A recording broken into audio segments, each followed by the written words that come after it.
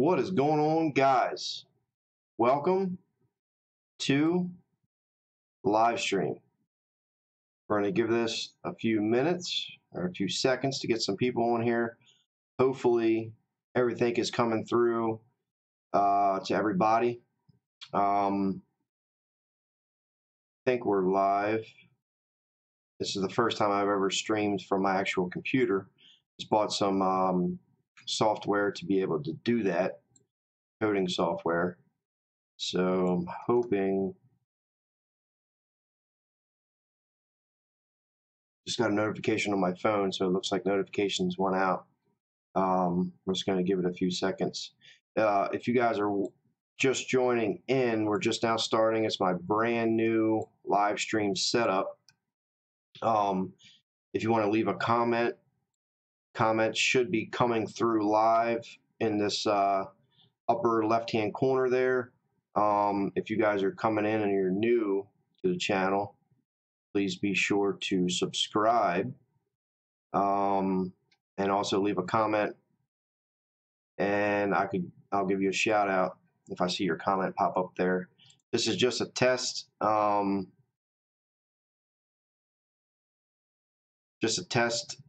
new to the streaming side of things on the computer. Like I said, I just bought this brand new software, bought this handy dandy microphone here, so hopefully it's all working. Give me a thumbs up or let me know in the comments. Make sure you guys can actually hear me. Make sure the audio is working, sounds clear for you guys, and stuff like that. So, what's up, David F17? Huntinator Antler Grow, what's up? Jeff, Nate, what's up? What's going on? Everybody hear me okay? This is a it's called a Blue Snowball microphone. Should be producing some pretty good audio. As far as the webcam goes, I think should be streaming in 1080p. Again, this is just a test run. There's going to be things are going to be changing up here with some lights and things like that. Runs and sounds good on my end. Awesome. Bad Bloodix, sounds like Bad Bloodix. Jason, sounds great. Look at you in the big time. I don't know about that. Everything looks and sounds great on my end. Kyle Hendrickson, Huntinator, sounds good, clear. Looks and sounds good. David F17. Nate, all good. Awesome, guys. So up here, over here, that's going to be it should be clicking here. That's my live subscriber count.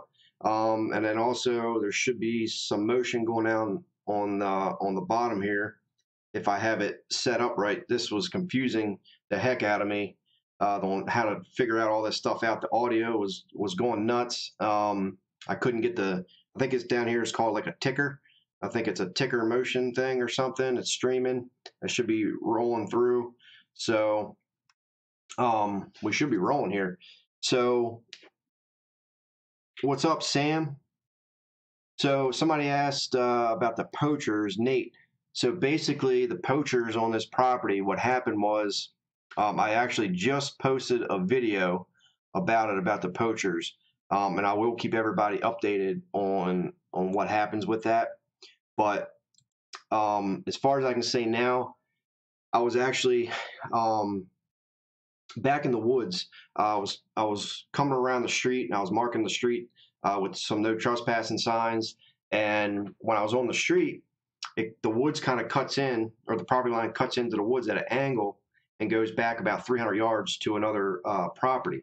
Well, when I went into the woods, there's a hill there, and on top of the hill is the road that wraps around kind of like a U shape.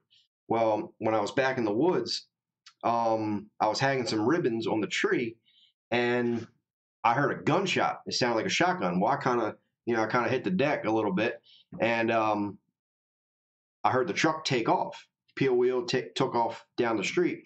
Well, I kind of eased my way up to the top of the hill to see what was going on, and the truck actually came back and it parked on. It pulled off on a shoulder there, parked on the side of the road. Got out. Two guys got out of the truck, ran into the woods about 20 yards. I seen them pick up the deer. Each person had, one guy had the front legs, one guy had the back legs, and they threw the deer in the pickup truck. Well, I'm videotaping the whole thing. I yelled to them. I don't know what I said to them. Yelled something, and they saw me. They jumped in the truck and they took off by me. And when they rode past me, they both kind of covered their face up and took off down the street. So I called the police, called the DNR, and when the DNR agent, he came there within about 20 minutes. I gave him the license plate number, the video footage of everything that went down, and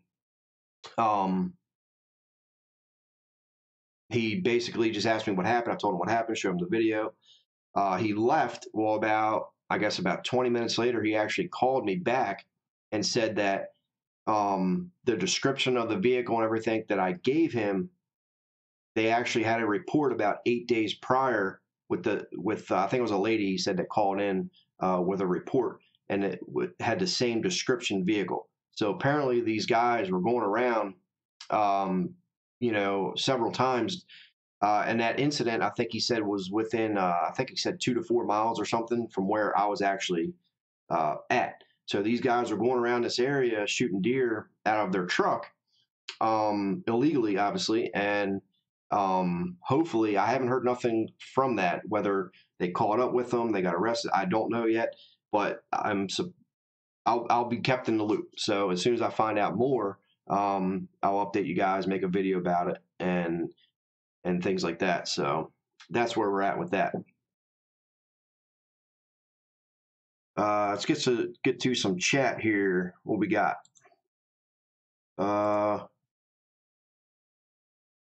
Chat. Let's see. Kyle Huntnator sounds good, clear. David looks and sounds good. Nate Van, all good. Thumbs up. What's up, Sam Norman or Newman? Jeff Fisher. Bad Blood X, yeah, and see the count and ticker. Sam, thanks for all their tip videos. No problem, Sam. Timothy's always in the videos. Hey, I finally made it to the live video. That's great, man. Thank you for watching. Like I said, this was basically a test run to see how this works. I usually do it from my phone, but I wanted to do something as far as like a podcast type thing, video wise, on the actual computer with like a professional microphone, the arm. I can adjust the arm here. So I still have a lot more setup to do. I want to change the background, maybe get some like one of them curtains that go across with some blue lights or something. I have to set up better lighting for it. But I went through and I adjusted all the settings on the camera. We should be streaming in 1080p, 30 frames per second. The audio took me forever. I was ready to give up, but I finally figured it out. I kept getting sounded like interference noise in the audio when I played back the video, and it was driving me nuts. But I guess I finally figured it out. Timothy, Game Commission is pretty good up here in PA, Dave. They will take care of it for sure. What's funny is the guy was quick to respond. He was only a few miles away, but there's one agent, DNR agent, that's in charge of 20. I think he said 20 by 20. I think it was a 20 by 20 square mile radius that he's in charge of. And the road that my new property is on, it's just kind of one of them roads where, it would be easy to go down and poach deer. So I'm hoping that once I'm actually on the property, a little bit more, and make it, clear that somebody's on the property at all times, or not all times, but somebody's actually using the property. Hopefully it comes to an end. So that's what's up with that. But again, I will keep everybody updated on the outcome of this, and hope they have the license plate number, so it's 100% that they'll get caught. So just hoping all that pans out and it comes to an end. It's a shame that people want to poach deer out of a vehicle because it's so easy to do. We all could do it. We all could drive down the road and spotlight deer or shoot deer right out of a vehicle. It's easy to do, and I'm assuming that's why they did this, was because either they're just horrible people and that's what they do, or maybe they were desperate. You know what I mean? It was the last day of rifle season in PA, so maybe they were desperate and didn't get a kill, so they seen a deer on the side of the road and decided to shoot it. So yeah, I don't know. We'll see how it all pans out.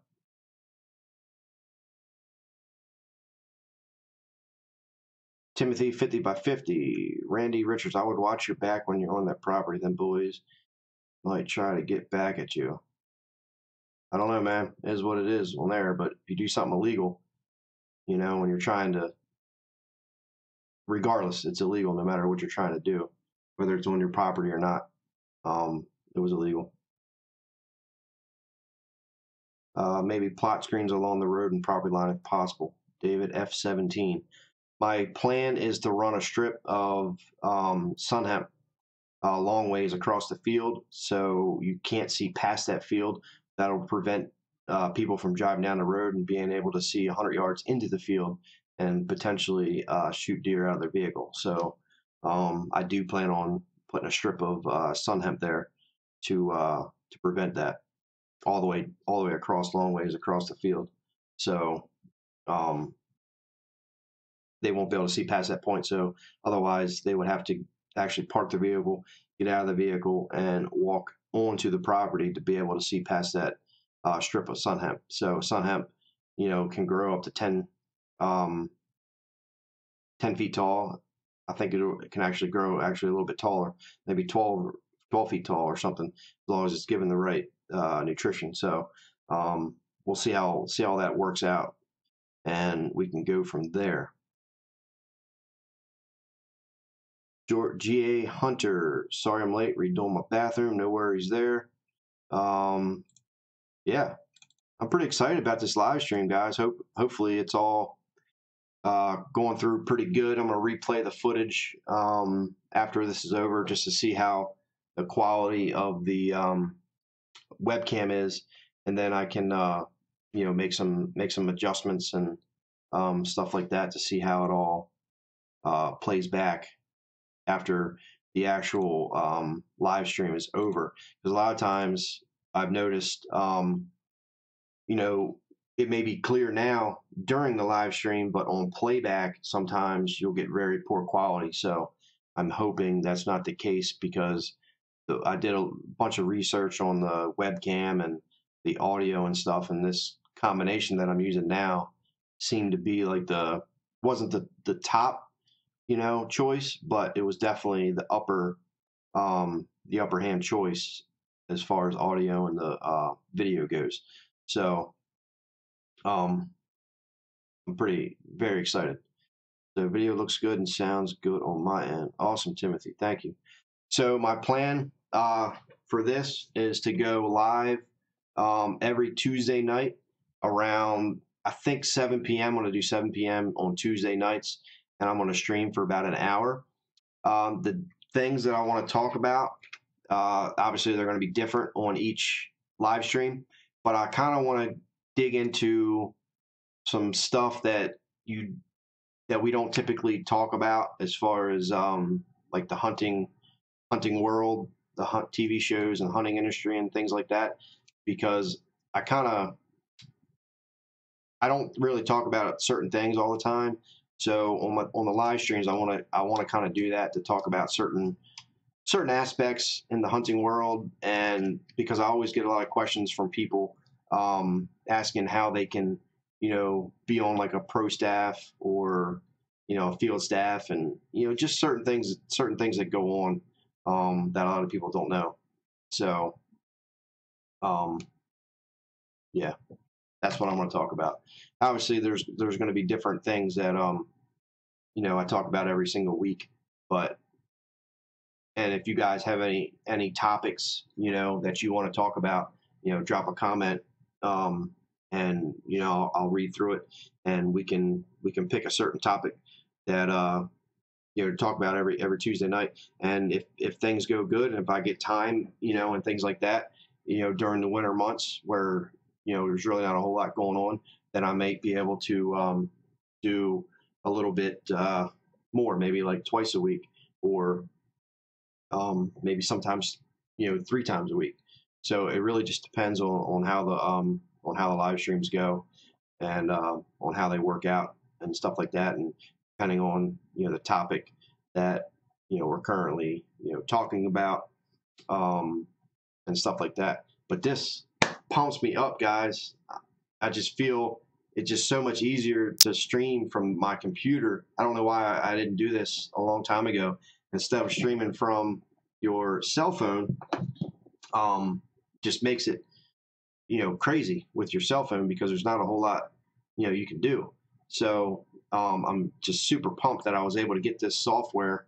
Um, it's actually free software you can actually download, but it was just, I'm not really a computer guy, so it took me a while to set it up, and it was just crazy. So setting it up was driving me nuts. Um, Somebody said the chat. Nate said the chat is laggy. 1 minute lag. Don't know how to fix that, but I'll work on it. I'll try to figure it out and see why it's doing that. I know there's probably a 4 second delay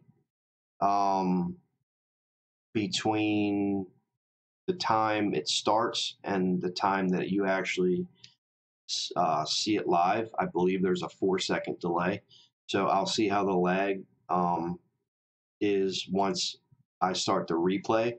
I'll see how the lag goes, and maybe I know there's adjustments inside of the software that you can make for. I think they're like millisecond adjustments that you can make that I've seen. So I'll pay attention to that on the replay and see how I can try to fix that.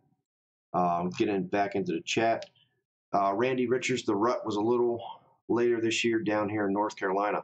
Yeah, I think the further south you get, the little bit later in the season that it gets. In Maryland, it was very weird because roughly, everybody likes to try to get all the experts to try to predict the rut, but the rut's going to happen when it happens. Yeah, there's determining factors that that kind of set it to where it comes in at a certain time. But there's so many variables with that nobody can predict a certain date.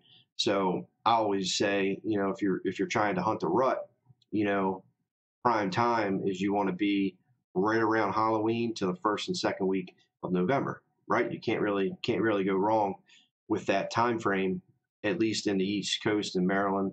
Kind of like Ohio, New York, it all kind of comes in roughly, right around that time. So it was weird this year because the rut it was like full bore right around November 4th, the 3rd and 4th and 5th, 2nd, 3rd, 4th, 5th, somewhere around there. I was seeing a lot of chasing bucks, seeking, and does were coming into estrus.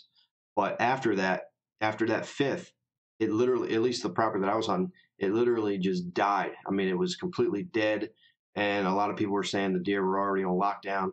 And then it kind of, came back in around the end of November, because a doe will come back into estrus 27, 28 days later.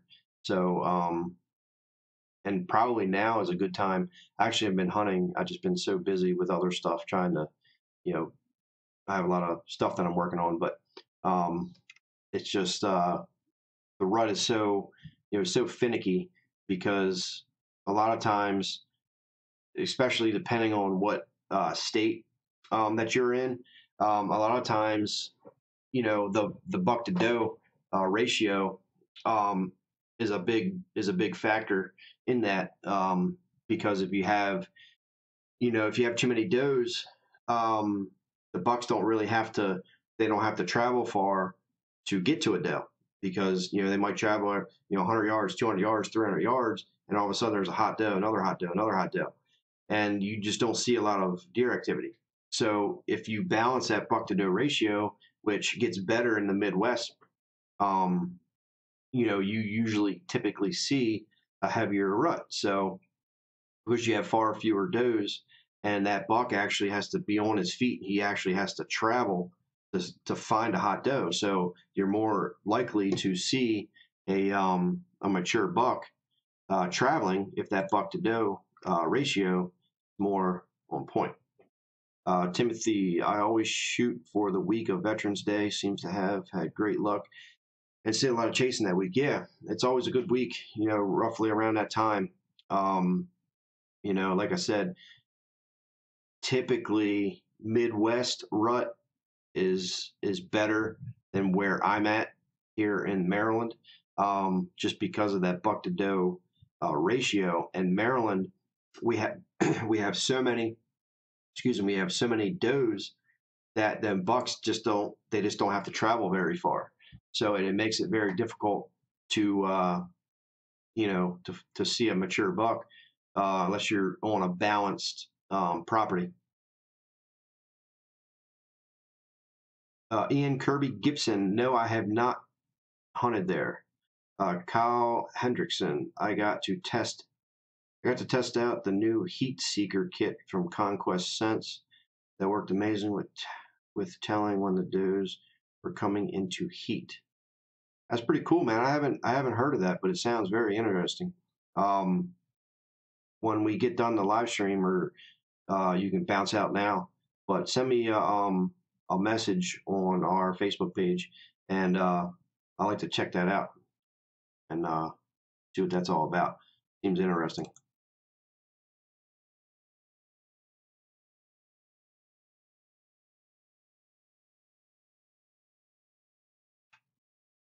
So, with that said, anybody have any questions? Like I said, I'm just kind of just on here a little bit for testing everything out. But if you guys have any questions, go ahead and drop them, and I'll give you a shout out and answer them for you. But as far as right now, the plan is for Tuesday nights, roughly 7 p.m. I will make an announcement for when I will be able to, or the exact time frame that I will be shooting to go live. So I'm super pumped about it. Big bucks around my grandpa. Big bucks around my grandpa shot a 20 point this year. Wow, that's awesome, Ian. 20-point buck. That's crazy. Timothy, same here in PA. There's so many doe compared to buck. The guy around us have it in their heads to leave all the doe and only shoot buck, but the ratio is way off. Yeah, man, you have to shoot does. Obviously, you have to know your buck to doe ratio, how many does you have on a property with trail cameras and stuff like that. But you have to shoot does. You can't just not do that at all, because then everything, like you said, everything gets screwed up. Kyle Henderson, sounds good. I sent you an email on the website the other day. I have to check my emails. Like I said, I've been busy. I haven't really been on checking email type stuff, but I will check that and see if I have it. But yeah, that buck to doe ratio, man, for the rut is it's very important. Obviously, there's many different determining factors in that let the rut come in full swing.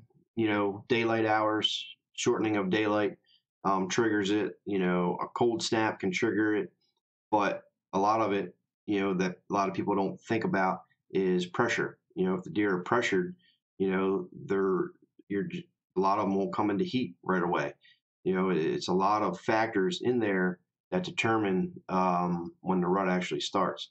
If it's hot out, pressure, buck to doe ratio, you can have, I always say this, you can have a road, you can have a full blown rut on this side of the road and then nothing on the other side. It just depends what that buck to doe ratio is, where there's a hot doe, how many mature bucks you have to yearlings. It's just there's so many factors, and it actually cracks me up where you get people that write all these magazines and stuff and say you need to be in the woods on November 4th at 4 p.m. That's when the rut's going to start. Really? Come on. So that kind of stuff just cracks me up when people say that. It's just to sell magazines.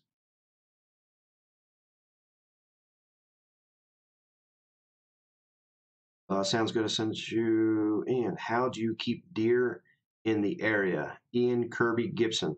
Keep deer in the area? Well, depending on how big your property is, you can't pressure the deer. So if you have a small property and you're always going in there bumping the deer out, they're going to go elsewhere. So first thing is to determine where your deer are on the property and figure out entry and exits to where you can enter and exit the property and not bump the deer and push the deer off. Secondly, you got to have food, water, and cover. If you don't have food, water, and cover, the deer are going to go elsewhere.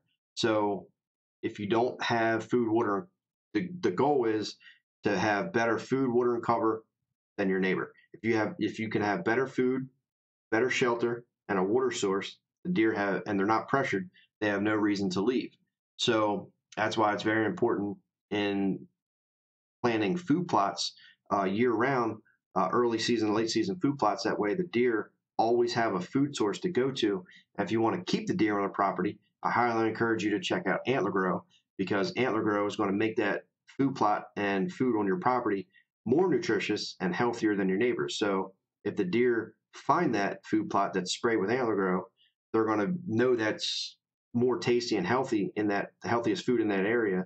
So they're going to stay there. But you can do all that, but if you're bumping the deer off by walking onto the property and pushing them out, then they're just going to be nocturnal and they might not even come back at all. So you have to have entry and exits on the property with wind direction, and make sure you're not going on there bumping deer out.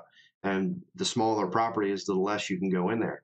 So if you're only hunting, a few acres or something like that, I mean, you might be able only to get away with hunting it like once a week, or maybe twice a week or something. But if the bigger the property is, the more entries and exits that you can have on that property, and you'll be able to hunt it more often.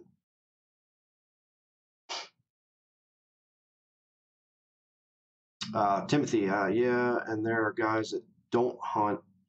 All they do is write articles. Yes, that's very true. Sam Noman, hopefully I pronounced that right.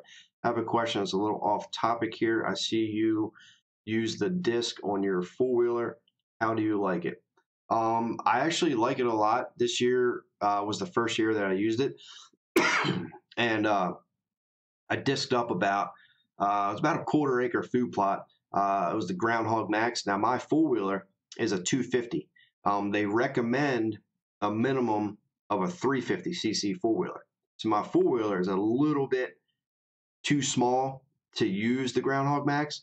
So what I had to do was I just had to adjust the depth, the height of it, to where I wasn't digging in the dirt as much as I could, because it would bog the four-wheeler down. But overall, the way that it works, I love it. It doesn't, the faster you go with it, the more it's going to dig up in a faster amount of time. So, and the way them discs work is when you actually make turns. So when you're turning into a corner, those discs kind of rotate a little bit, and that's when they dig in there. But I tore that field up in probably 30 minutes, something like that. Nice, nice disced up. They weren't lumpy clumps of dirt in there. It was all fine. Obviously, it takes a little bit more time than an actual real size, disc or rototill or something like that.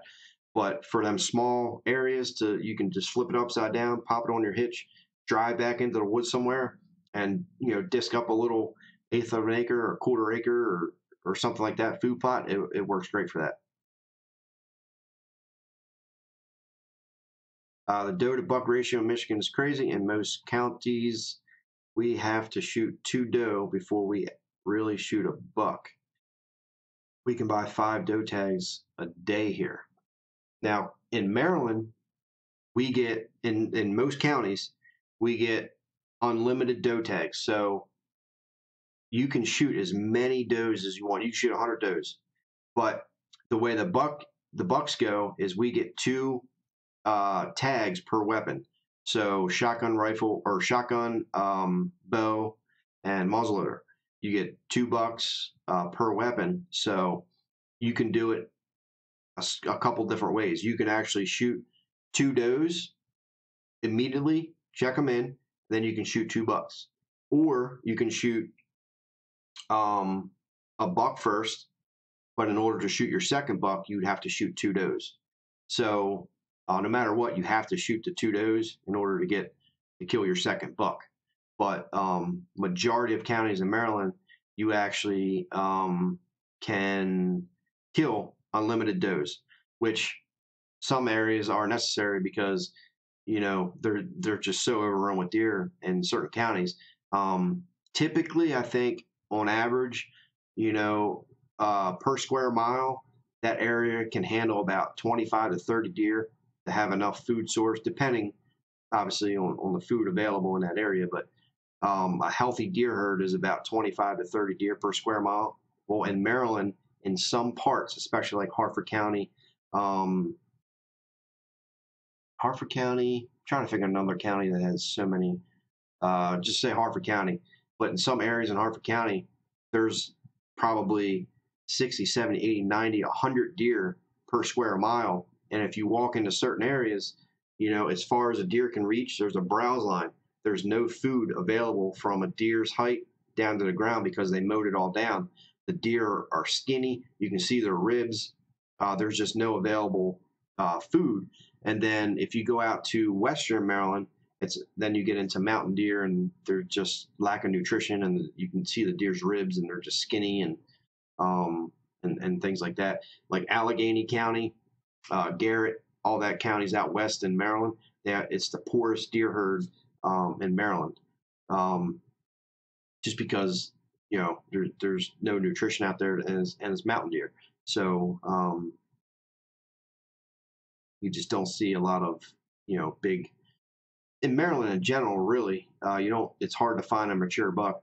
Now, if you go down to Eastern Shore, like Queen Anne's County, Charles County, Kent County, down there on the eastern side of Maryland, then you can get into some mature bucks out that way. But as far as where I'm at, where my Baltimore County, Harford County, it's very, very difficult to find a mature buck.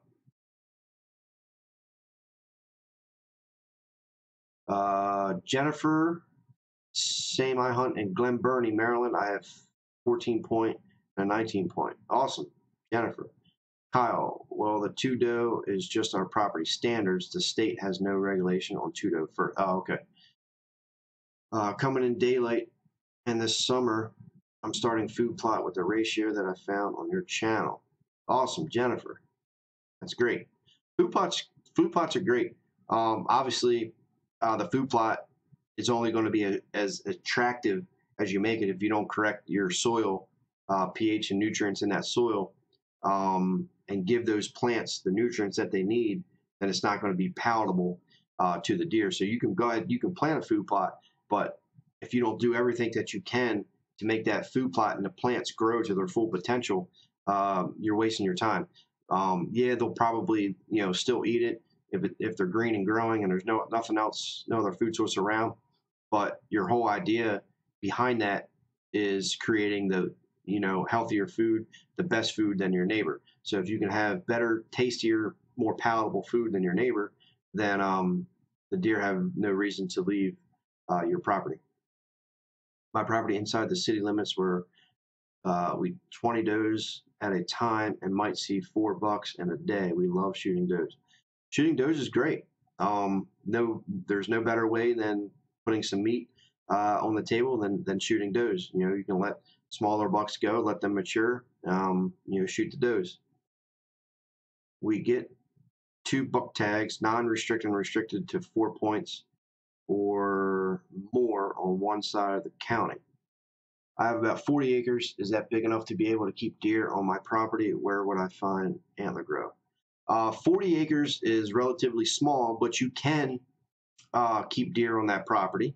You can actually create some bedding, a bedding area, or the property might already have a bedding area. But you can do some hinge cutting, or you can plant some switchgrass, or some uh, have a brain freeze. Sorghum. You can plant some sorghum or whatever you can to create some bedding. As long as you don't bump deer out of there and you have a food source on there, you can definitely keep deer on 40 acres, but you're going to have to be able to hunt it very minimal. And even if the deer do leave that property, 40 acres, if they do leave, but if you have good food source on there, they always have a reason to come back. And as long as you're not going in there, bumping deer out every time you go in, then you'll be good to go. As far as antler grow goes, you can find that on antlergrow.com. I have a bunch of videos on my YouTube channel about antler grow, a little bit more detailed information, but you can find it on antlergrow.com. You can give them a call and they'll answer any questions you have. When do you recommend starting to spray antler grow? We talked about my plots in the past. Just want to try the antler grow this year, and I would like to stay on top of it. The very first time you want to start spraying is in the spring, as soon as everything starts greening up. So as soon as you get that green up, everything starts blooming. You get the nice tender, lush green, plants sprouting and all that stuff. That's when you want to go ahead and start spraying. During that growing cycle, when them plants are actually in their growing stage and they're growing, they need more nutrients to grow. They're sucking nutrients because they're growing.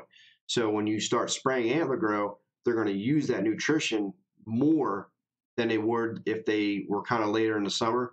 So typically in the spring, the antler grow is going to be sucked into that plant with the sticker and surfactant. So you're making that plant more healthier with the nutrients, but they're going to use those nutrients more than they would later in the summer.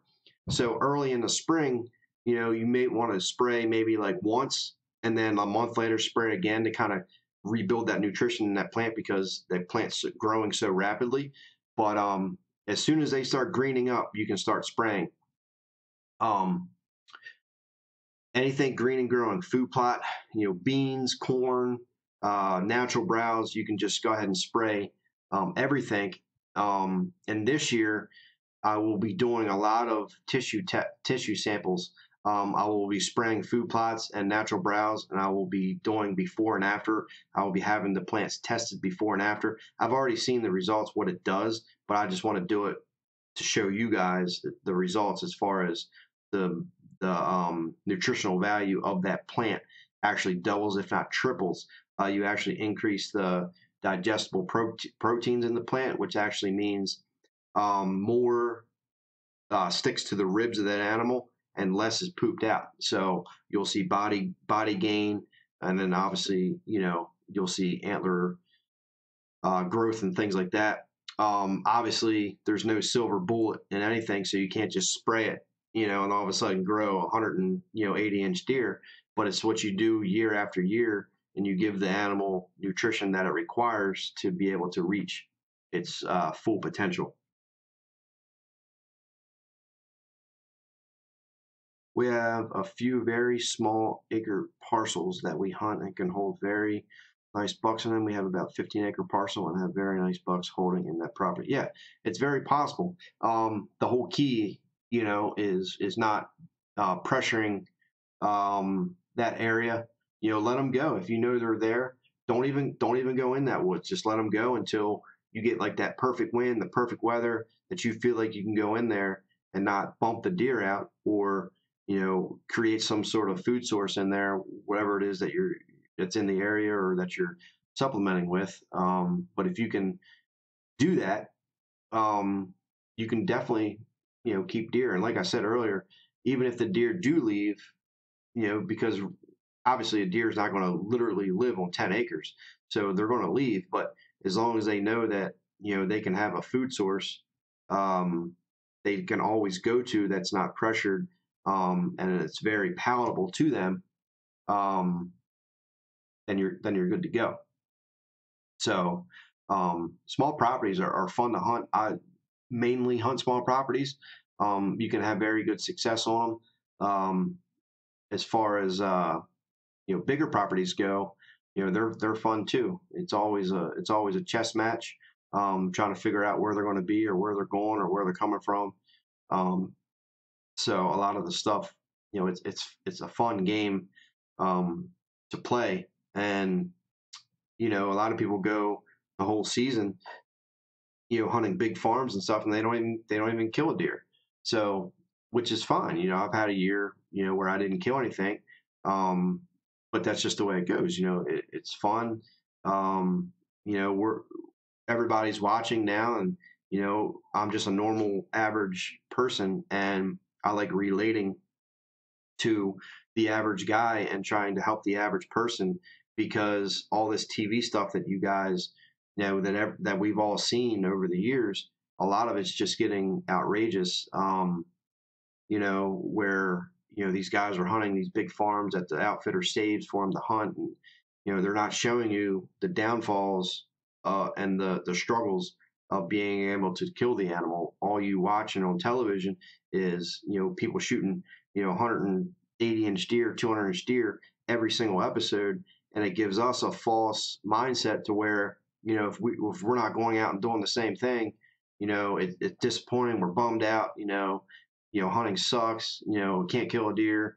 It's just not real life. We're average people. We're hunting. Majority of us are hunting small properties, small farms. Most of us are even hunting public land. So you have to be realistic in your hunting goals, and not get caught up in all the television stuff. That's why I like to do my videos on the channel and Facebook and stuff, because it shows you, downfalls. It shows you, possibly wounding an animal or missing the deer. Or, it shows you real life situations where, you might only be seeing 4-pointers or 6-pointers, but that's real life. That's what majority of people, out there, experiences those small animals, 4-pointer spikes and 6-pointers. You might go all year long and not even see a decent buck or a mature buck, especially on the East Coast. So you just can't get caught up in all the television stuff and get yourself disappointed. I mean, sure, we'd all like to go out and shoot, 150, 160-inch deer every time we go, but it's not realistic. So you just have to keep that in your mind, that if you're not seeing a mature buck or something like that, don't get yourself, all bent out of shape.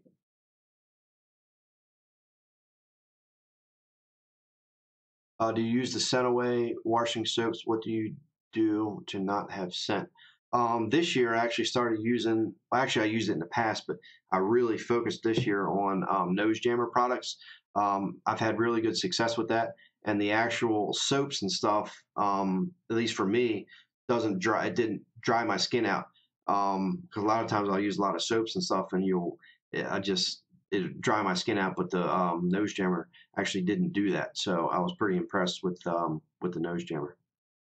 I've always said the TV hunting shows have ruined the sport of hunting.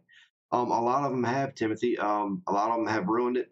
Um, there are some still good ones out there, um, but the majority of them have they're just crazy, and they have actually ruined the sport of it. That's why, like, if I really wanted to, I could do like a TV show. Um, I've had talks about this. Like I could do a television show, but the thing is, it costs money, obviously. But to be on the Pursuit Channel, you're looking at like 40 or $60,000 per quarter, for 13 episodes to be able to do that. So, and I don't want to do that because you're spending the money where you could do like, YouTube, and, you know, I don't know, YouTube just connects. I just feel like it connects to the average audience that is dealing with the same things that you're dealing with. So a television show, you always have to have certain amount of, sponsors. You have to have, blips in there for each sponsor.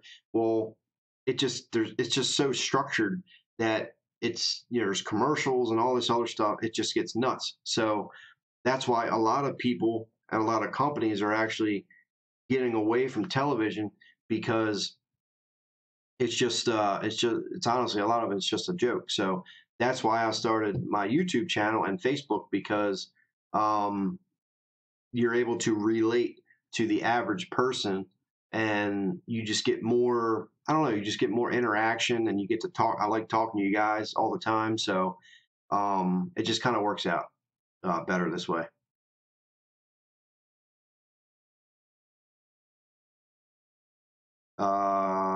What is the best way to bring I get caught back on the chat. I've always said, what is the best way to bring deer on your property? Food, water, cover. If you have the best food, water, and cover, deer have no reason to leave your property. And pressure, entry and exit of the property. If you can enter and exit the property without bumping the deer have no reason to leave. The more palatable your food source is on your property, the better, or the more the deer are going to stay on your property. Scent control is a big part of everybody hunting, especially on smaller properties.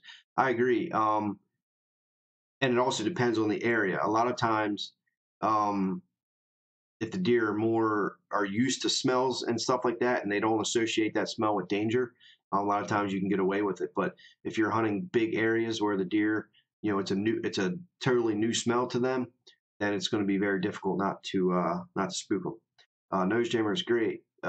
Jammer, have you ever heard of Browns Bridge or Patuxent River State Park?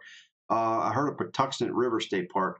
I know a few people that actually hunt there. I haven't hunted public land in probably 10 years or so, but Patuxent River State Park, I heard, is a very good public place to go.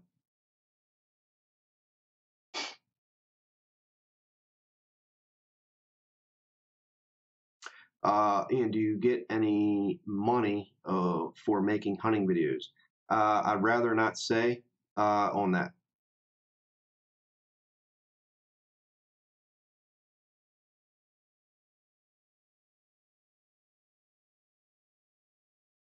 Where are we at?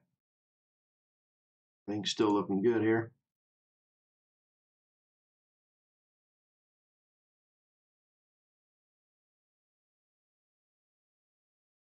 Sweet.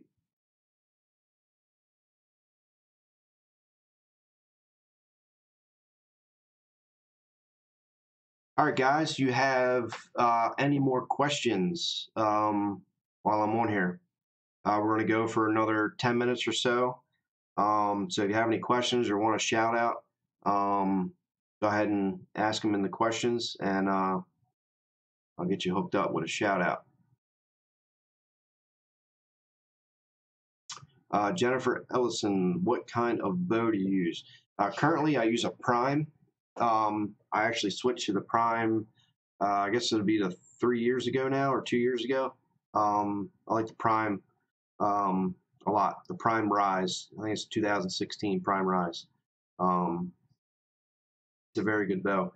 I shot, I guess, 8, 9, 8 or 10 different animals with it so far. I'm very, very impressed with it.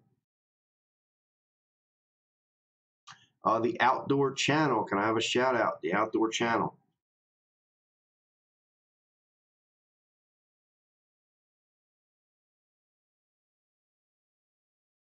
So yeah, like I said, guys, I think Tuesday nights, 7 p.m. is going to be the ticket.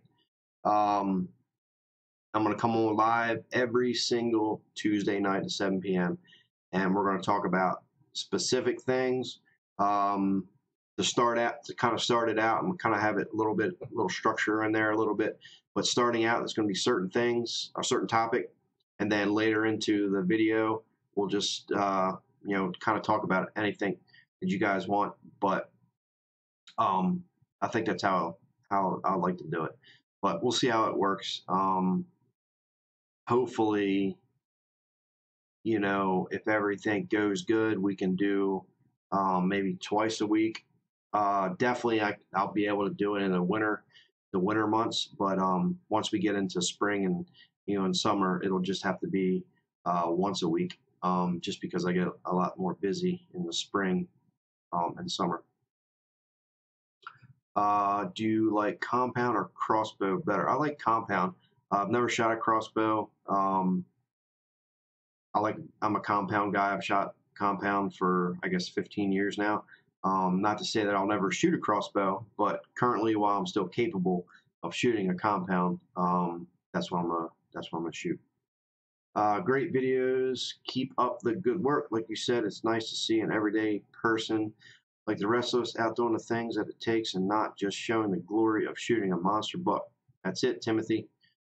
That's how it goes, man. I like connecting to people on the average level. We're all trying to do the same thing, and I like to just show my story, through the videos and show you guys some tips and things that I've learned, over the course of 15 years or so. I like to kind of spread that out, and also a lot of times, a lot of you guys throw tips in there as well. I learned from you guys as well. So um, it's a fun process.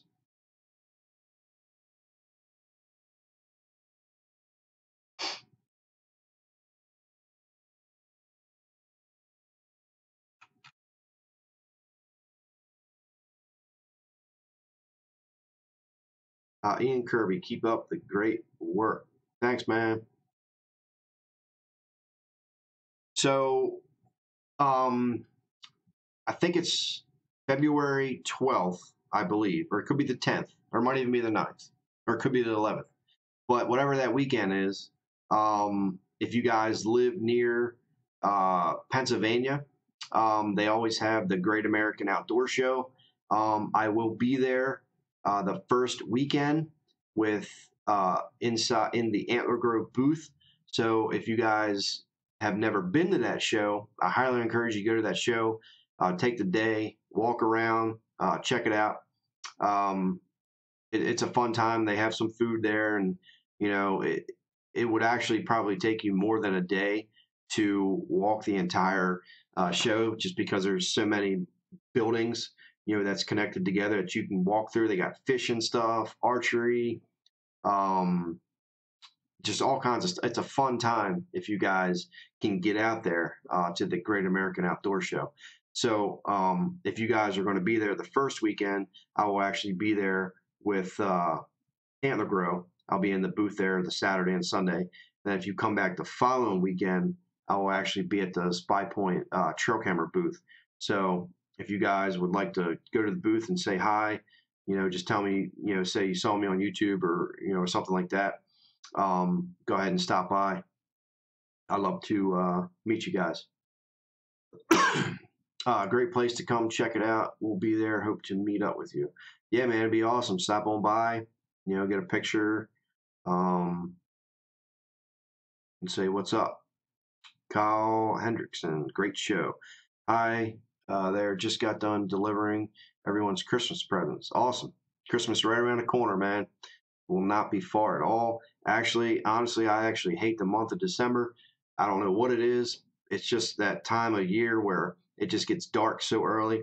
I just hate the month of December. It always feels like as soon as you hit January 1st, you're on the rise. Warmer temperatures, slowly coming. The days start getting longer. It's just that time of year in December where it's just a drag. It gets dark so early. It's cold. Holidays, and all that stuff. Maybe you could come hunt in Missouri next year. I would love to hunt Missouri. I love to hunt a lot of states. I'm actually the past 2 years I'm kind of branching out a little bit more. I went to Canada in June and shot a black bear. I was in Florida for 7 days, I think. I believe it was 7 days. Hunted Florida. That was a good time. with Jeff from Antler Grow. So I appreciate him, inviting me down and spending the time down there just to see different. You get to see different wildlife, different layouts of the land, and it's always a fun time going to different states to hunting. I've hunted Ohio, Pennsylvania, Maryland, Canada. We were actually in New Brunswick, which I will be going back um, June 12th, I believe. I'll be going back June 12th for another bear hunt up there.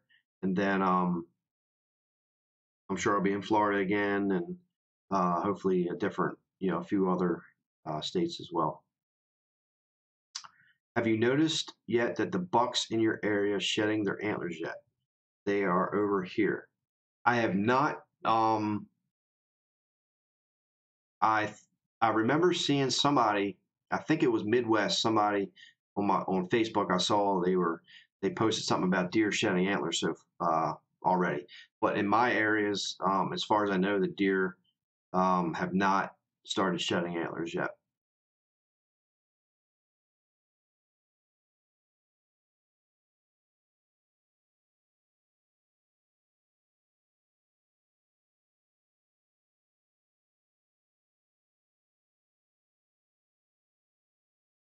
What is the heaviest buck you killed? The heaviest buck I killed, I think it weighed, I think it was 198 pounds. That was dressed out. That was my 14-point buck that I killed actually up here on the wall. Actually, I can show you guys here. Right there. That's my 14-pointer that I killed. It scored 172 inches, non-typical. I killed that 15 years ago or so. I entered it into the Maryland trophy deer contest. It came at that time. It came in first place. But yeah, that was 198 pounds. Mine is 350 pounds gutted in Ohio. Holy cow. 350 pounds. Whew. I never even heard of the deer being that big. I know when I hunted Ohio 2 times, I know they got some heavy deer there, but I didn't know 350 pounds. Hunting and stuff with J&J. They're always in the videos. That was a great bear you got. How were your nerves when you seen it coming in? Well, honestly, before I shot the bear that I did, 3 days prior, the first day there, I had 4 bears come in, and the whole time before I was actually going to this trip, people were sending me videos like, "Hey man, check this video out," and it was always a bear, climbing a tree stand or climbing the tree, up to the hunter or something like that, and it honestly had me freaked out. So when I first saw the bear, because I never saw a bear before until I went to Canada and out in the wild. So when I first saw the bear, I was actually like scared a little bit. I was nervous just because, I'm trying not to move because I don't want the bear to see me and climb the freaking tree or, climb my tree stand or something like that. But after I seen them, calm down a little bit, it's very unique on how the bear actually walk through the woods because their palms or hands or whatever you want to call them are so flat that you do not hear them coming at all. So they're called the ghost, for a reason because you just don't hear them coming at all. And a couple days later, when I actually got to shoot my bear, that one had me pumped up because it was an average sized bear for that area. So it was actually bigger than the ones I saw a couple days prior. But when I was in there and had seen it coming, it was by itself, and I had so many things going on with the cameras and trying to get the camera on them and filming. If you guys have never self-filmed, it can be very difficult to do. So I'm trying to get all the cameras going, and he was coming in like 3 or 4 times, and I just couldn't get a shot. And then finally, like the 4th or 5th time he came in, I was able to draw back and shoot them. But the whole process afterwards, I mean, I was in the tree. I was literally just shaking for like 20 minutes. And I eventually calmed down. So shooting that bear was very, very exciting. I still actually, it runs through my head like every single day. I just replay it, and it was just a great experience in doing it. So I'm going back in June. Hopefully, I can kill a bigger one this time. But we'll see what happens. But I just like that just the way the bears actually walk through the woods. You just don't hear them coming, and it's very spooky, honestly.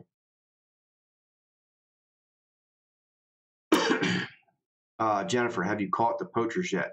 Um, I'm not catching them, but I haven't heard back from the DNR to see what happened with that.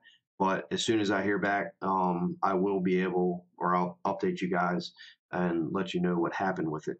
But at this time, I have not heard um, anything about it. How many deer have you killed in your life? Ooh, probably with my bow. I would say probably uh, I would say over 200 I killed with my bow. I probably killed another 30 or 50 with my gun, shotgun, between shotgun and muzzleloader. Um, I'm mainly a bow hunter, so very rarely do I ever gun hunt. Um, I prefer muzzleloading over like a shotgun or rifle. Um, I just find bow hunting very exciting. Back in the day when I was younger, I wasn't picky, so we used to hunt public lands. Me and my friends, we'd hunt public lands after school, and back then you could kill 30 does with your bow. So we would kill deer after deer after deer after deer after deer, and I would kill it like every single buck.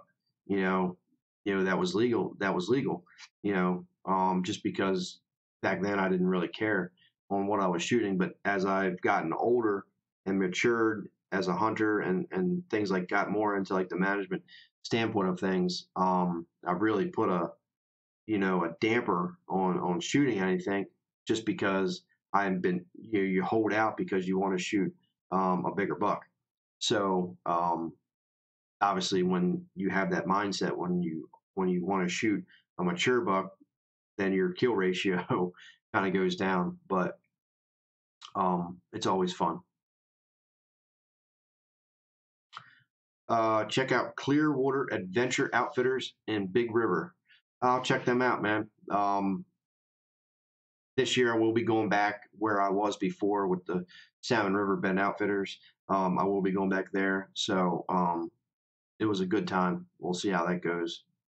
But yeah. Thank you guys so much for watching this live stream. I didn't intend on going this long on it because it was just a test, but we got wrapped up into hunting. And anytime I talk about hunting, I can just go on for days. So I'm going to go ahead and wrap this up. If you guys are new to the channel, please subscribe. We upload videos every Wednesday night at 7 p.m. Eastern Standard Time, which I actually just uploaded a video before I went live on this. If you guys could go watch that video, it'd be the newest video uploaded on the channel. Go ahead and check that out. And then we'll be uploading every Wednesday night at 7 p.m. Eastern Time. Next Tuesday at 7 p.m. Eastern Time, I'm going to be starting a live stream, the actual real live stream. The background and stuff will be changed up a little bit. But yeah, go ahead and subscribe. And thank you guys again so much for watching. And appreciate you guys. I love talking to you. And I'll see you guys back here Tuesday night at 7 p.m. Eastern Time. Thank you guys.